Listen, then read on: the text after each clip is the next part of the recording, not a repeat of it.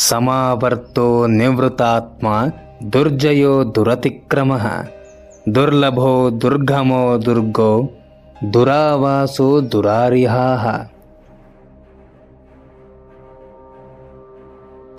ಉತ್ತರಾಷಾಢ ನಕ್ಷತ್ರದ 3ನೇ ಪಾದದವರು ದಿನನಿತ್ಯ 27 ಬಾರಿ ಈ ಶ್ಲೋಕವನ್ನು ಪಠಿಸಬೇಕು.